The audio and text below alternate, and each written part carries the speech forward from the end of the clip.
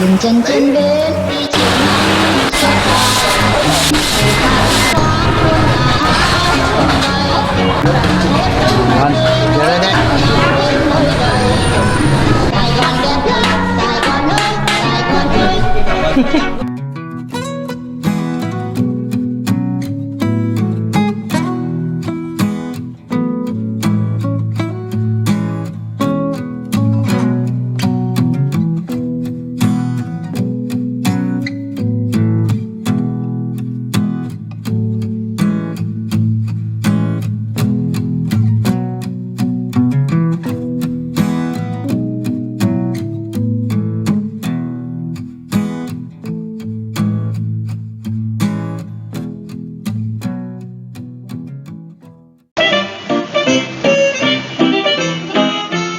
안녕하세요. 오늘도 신선의 썰방에 오신 걸 진심으로 환영합니다.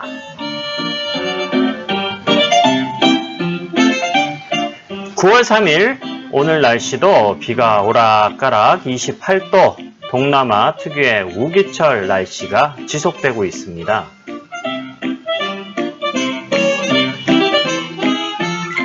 어제 다소 반가운 뉴스가 있었는데요.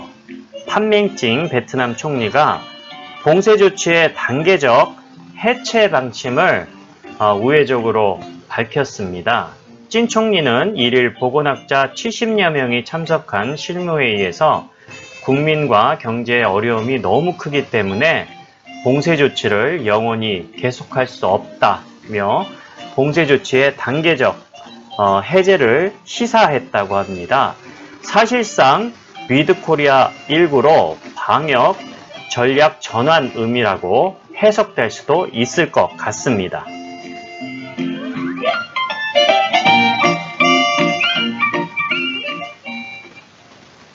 아, 이거 옷 봐봐. 와 진짜 와, 옷이 예쁘다. 그러니까. 저 무슨 옷이지? 전통 옷인가? 예, 여기 정통 옷이에요. 자, 해피야, 여기는 무슨 시장이야? 여기 저핑 시장이에요. 아, 여기는 일주일에 한 번 열리는 시장인가? 네, 일요일마다? 보통은 토요일하고 일요일 하지만 일요일 사람 엄청 많아요. 많아. 지금 뭐 사람이 점점 많아지는데 오늘 여기 좀 특별한 시장 구경을 네. 한번 여러분들에게 한번 소개를 한번 시켜드릴게요. 여기는 네. 소수민족이 굉장히 많아 보니까 와, 저기 난리 났어. 저기 옷 뭐지? 팔아요. 아, 옷 팔아? 중고인가? 한번 가볼까? 예, 예, 가보세요. 가봅시다.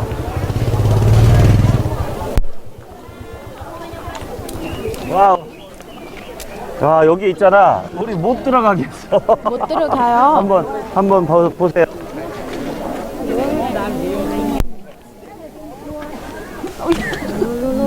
해피님도 하나 사. 아이고. 해피님도 하나 사. 찐 총리는 이어 여러 방언을 동원해 코로나19를 물리쳐야 한다면서도 국가의 목표는 전염병 확산을 막고 질병에 안전하게 적응할 수 있는 방법을 찾고 백신과 약물로 사망률을 줄이는 것이라고 말해 사실상 위드코리아 19 전략을 재차 언급했습니다. 찐 총리가 코로나19와 오랫동안 싸워야 한다는 입장, 곧 위드 코로나19를 강조해 언급한 것은 이번이 두 번째입니다. 지난달 29일 찐 총리는 봉쇄 및 통금 조치를 시행 중인 20개 성, 시, 천여 개 동대표들과 회의에서 코로나19가 맹렬하고 예측할 수 없는 특징을 가졌다는 점을 인정해야 할 필요성이 있다고 강조한 바가 있습니다. 찐 총리는 우리는 봉쇄와 통제의 목표를 설정했지만 이 전쟁은 여전히 장기적이고 전염병과 함께 오랫동안 살아야 하며 완전한 통제할 수 없고 적응하고 살아가기 위한 적절한 방법을 찾아가기로 결정했다고 강조했습니다. 사실상 베트남 정부도 세계적인 흐름에 따라 방역 전략을 함께 코로나 전략으로 전환한 것으로 해석됩니다. 곧 확진자 수에 연연하지 않은 중증 환자 관리와 전염병 취약계층의 백신 우선 접종, 간염, 위험지역 위주 방역조치 강화 등 코로나19를 감기와 같은 풍토병으로 인식해 관리 및 통제한다는 의미로 해석될 수 있습니다. 이에 따라 정부가 통제기한으로 설정한 오늘 15일이면 전국적인 봉쇄 조치가 완화될 것으로 보인다. 따라서 총리령 제16호는 강도가 낮은 제15호로 낮춰지고 통금령도 해제될 것으로 예상된다. 이후 백신 접종률과 중증 환자 추이를 살펴 단계적으로 봉쇄 조치의 완전한 해제 수준으로 나갈 것으로 전망하고 있습니다. 베트남 보건부는 9월 2일 저녁 코로나19 확진자는 13,197명을 추가 발표해 누적 확진자는 총 486만 6,727건으로 증가했으며 이에 따라 어제 발표된 국내 확진자보다 약 1,757건으로 증가한 것으로 나타났습니다. 오늘 저녁 코로나19 관련 사망자 271명을 추가 발표해 누적 사망자는 12,138명으로 증가하였습니다. 확진자 순위 1위 도시는 호치민 5,963건, 2위는 빈증성 4,504건, 3위 동나이 803건, 4위 롱안선 583건이며 해외 유입 확진자는 11명입니다.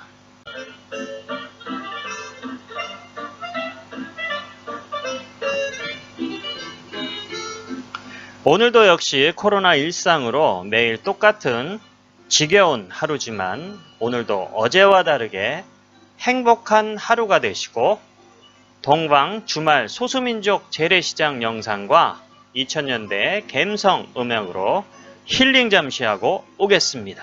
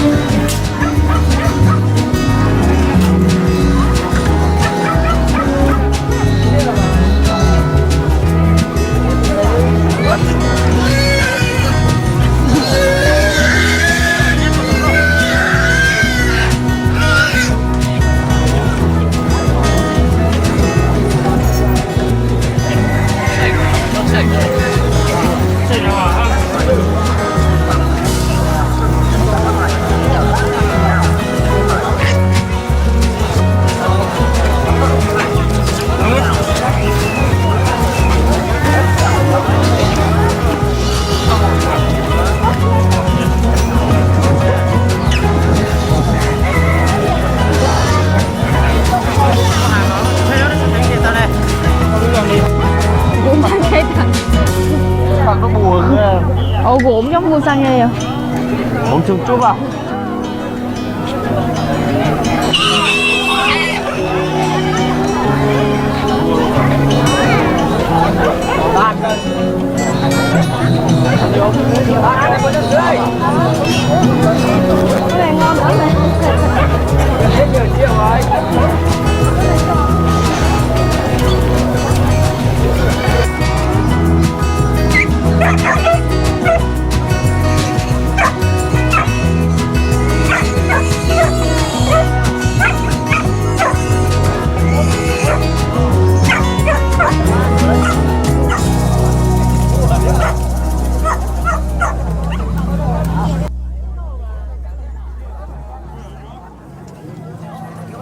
어떻게 흥미롭게 보셨나요? 어서 빨리 총리령 16호보다 낮은 15호로 변경이 되고 통금령도 해제가 되면 구독자와 함께하는 다시 한번 꼭 가고픈 여행지입니다.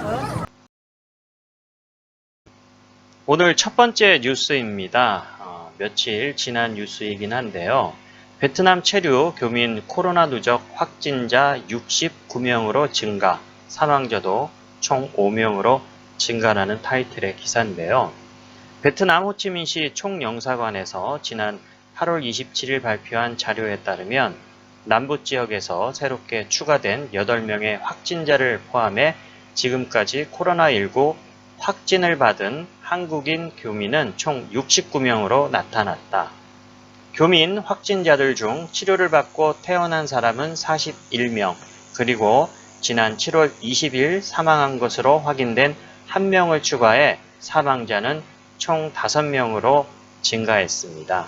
한편 나머지 6명은 에어 앰뷸런스를 통해 한국으로 응급 이송된 것으로 나타납니다. 이에 따라 현재까지 확진 판정을 받고 병원이나 치료시설에서 치료 중인 한국인 교민은 총 17명으로 나타났다고 합니다. 한편 현재까지 발표된 숫자는 확진자 또는 가족들이 직접 총영사관 측에 통보한 내용을 기준으로 집계되었기 때문에 실제로는 이보다 더 많은 확진자가 발생했을 가능성이 높은 것으로 알려졌는데요. 최근 호치민시에서는 지시령 16호에 따른 장기간 도시봉쇄의 영향으로 많은 한국인 교민들이 한국으로 귀국한 것으로 알려졌습니다. 현지에서 강력한 봉쇄가 진행되면서 비즈니스가 어려운 상황이기 때문에 많은 교민들이 일시적으로 사업을 중단한 채 한국으로 돌아간 상태라고 밝혔으며, 한편 코로나19 직격탄을 맞은 호치민시를 비롯한 남부 지역 이외에도 하노이시를 중심으로 하는 북부 지역에서도 코로나 여파로 한국으로 귀국하는 사례가 증가하는 것으로 알려졌지만 남부 지역보다는 상대적으로 적은 숫자인 것으로 알려졌습니다. 오늘 두 번째 뉴스는 하노이시 최대 발병 지역에서 주민 약 1,300명 격리시설로 대피라는 기사입니다. 9월 1일 저녁 하노이시 최대 발병 지역인 딴수원구의 응엔짜이로 328과 330번 골목에 있는 690세대 주민 약 1,304명이 하노이에서 약 33km 떨어진 포아락에 위치한 FPT 대학의 기숙사로 이동 재배치되었다고 관계자들이 밝혔습니다. 당초 의료봉쇄 지역으로 지정되었던 두 골목은 인구 밀도가 높고 오래된 건물들이 들어서 있어 확산을 방지하기 위해 지난 8월 31일 해당 지역을 시찰했던 총리의 지시로 대피를 시작한 것으로 알려졌다. 또한 현재 해당 골목이 위치한 탄수엉증 지역에는 검문소 운영위원을 50명으로 늘려 출입 통제를 강화했으며 주민들을 위한 이동식 진료소도 설치한 것으로 알려졌습니다. 해당 골목에는 지난 8월 23일 이후 379명의 확진자가 발생했으며 관계자들은 감염자가 더 증가할 가능성이 높다고 언급을 했다고 하네요. 총리께서 확진자가 요즘 많이 발생하고 있는 탄수엉 지역 기습 방문을 했는데 검문소에 담당들이 아무도 없어서 엄청 깨지고 관리도 안 되니까 전부 격리소로 다 옮기라는 카더라 뉴스입니다. 더 큰 사고가 나고 전염병 확산이 되기 전에 격리소로 옮긴 것은 참 잘했다는 생각이 듭니다. 그냥 두었으면 인구 밀집 구역이라 통제도 제대로, 격리도 제대로 안 되어서 큰 사고를 미연에 방지한 느낌이 듭니다. 다음은 너무 반가운 뉴스가 하나 떴네요. 호치민시 전자상거래 플랫폼들 고위험 지역에서 배달을 재개한다는 타이틀의 기사입니다. 전자상거래 플랫폼인 라자다와 쇼피가 호치민시의 고위험 지역에서 배송을 시작했으며 티키와 샌도 측도 조만간 배송을 시작할 예정이라고 밝혔습니다. 호치민시가 고위험 지역에서 매일 코로나19 검사를 진행하고 안전한 지역에서는 주 2회씩 코로나19 검사를 진행하는 조건으로 택배 운영을 재개할 수 있도록 기준을 정한 후 라자나는 토둑시 1군, 12군, 고박끝, 빈탄군, 빈타인군, 빈차인군, 홍몽군 등 고위험 지역에서 지난 배송을 시작했으며 조만간 택배기사 숫자는 더 증가할 예정이라고 밝혔습니다. 관계자에 따르면 택배기사들은 별도의 근무조를 편성해 의료 선언을 한 후 매일 건강 모니터링을 하면서 비접촉식으로 배송을 하고 있다고 밝혔습니다. 라자다에 따르면 신선식품, 헬스케어, 책과 문구류 등 3가지 제품군에 대한 소비자 수요가 높은 편이라고 언급했습니다. 오늘 마지막 뉴스이면서 황당 뉴스 하나 전하도록 하겠습니다. 하노이시에서 구급차 이용 요금은 현금으로만, 현금 없는 환자들 어떡하나 라는 기사 내용입니다. 지난 8월 28일 오전 6시경 하노이시 타임즈시티 아파트에 거주하는 사람의 가족이 고열과 호흡곤란 상태로 병원에 가기 위해 115 응급센터에서 구급차를 불렀지만 현금을 가져오지 않아 차량이 출발하지 못하고 구급차 운전기사로부터 꾸지람을 들었다는 사연이 온라인에 올라오면서 많은 누리꾼들의 관심을 갖고 있는 기사입니다. 사연을 올린 사람은 구급차에 함께 온 의료진에게 환자가 응급 상황이니 지금 출발한 후 병원에 도착하면 바로 은행 계좌로 송금하겠다고 했지만 출발하지 않은 채 현금을 지불하라고 요구했다고 밝혔습니다. 당시 타임즈 시티에서 병원까지 이동하는 구급차 비용 72만 동, 하나로 약 3만 6천 원 정도 되겠네요. 현금으로 지불하라고 요구했으며 아는 사람에게라도 연락해 돈을 가져오라고 계속 요청했지만 다른 사람들도 대부분 거리두기 규정 때문에 이동을 할 수 없어서 결국 115 응급센터 응급조정실에 전화를 한 후에야 은행 송금이 가능했지만 구급차 안에서 현금을 지불하지 않았다는 각서를 작성한 후에야 나갈 수 있었다고 밝혔습니다. 이 사건이 발생한 후 피해자는 115 응급센터의 형태에 대해 하노이시 보건국에 진정을 제기했지만 돌아온 답변은 우리는 수익을 내기 위한 사업체가 아니기 때문에 현재 은행 송금에 대한 지불 규정이 없기 때문에 계좌이체를 통한 비용 지불이 허용되지 않는다는 답변을 받은 것으로 알려졌다. 한편 하노이 115 응급센터장은 일부 응급 상황에서 환자 가족에게 자존감을 줄 수 있다는 점을 인정하고 하노이시 보건국과 관련 문제점을 협의하겠다고 밝힌 것으로 알려졌습니다. 온라인에서 이 같은 사연을 접한 많은 네티즌들은 의료진과 구급차 기사의 행동은 용납될 수 없다. 의료진의 말대로 현금만 받는 규정이 사실이라면 환자들이 응급실에 어떻게 가겠는가 등 다양한 의견들을 쏟아내고 있는 사건이었습니다. 병원을 자주 가는 입장에서 카드 하나 달랑 들고 지내는 경우도 많은데 이 혼탁한 시절 어느 정도 현금은 필수인 상황인 모양입니다.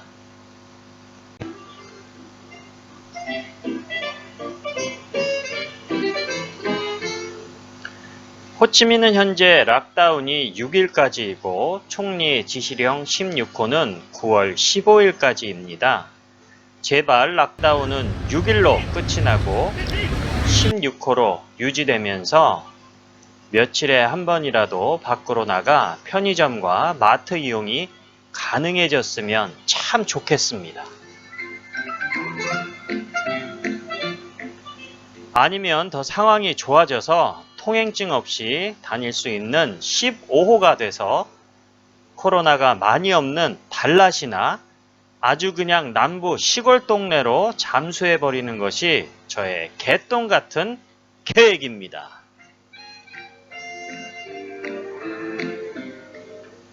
오늘 영상은 여기까지이고요. 끝까지 시청해주신 시청자 여러분 진심으로 감사합니다. 학고 유튜버인 저에게는 좋아요, 구독, 알람 설정은 큰 힘이 됩니다.